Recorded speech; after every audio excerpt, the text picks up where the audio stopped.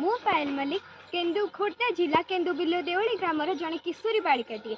महान व्यक्ति एपीजे अब्दुल कलाम कही स्वप्न ता नुहे जहाँ आम शोवा अवस्था देखी था बरं स्वप्न होता जहाँ आमको शुआई दे न था।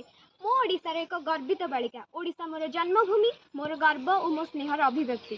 तेणु मु चाहे मोर स्वप्न होड़शा को एक उन्नत सुसंगठित एवं आदर्श पूर्ण राज्य भाव गठन करने। मो स्वप्नर ओडिशा हेबो एमिति एक स्थान जो शिक्षा समस्त पाखरे उपलब्ध हो पार।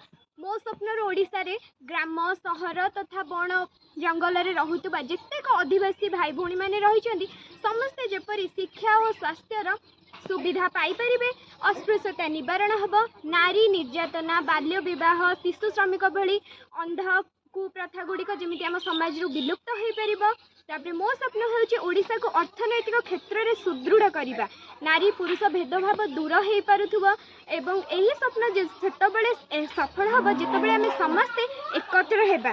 तेणु मु कहि आम समस्ते एकत्र हो निज निज कर्तव्य बुझी देश और राज्य कार्य करवा। तेणु आम यही स्वप्नटी को सफल कर। मो दृष्टि में यह मो स्वप्नर ओडिशा। धन्यवाद।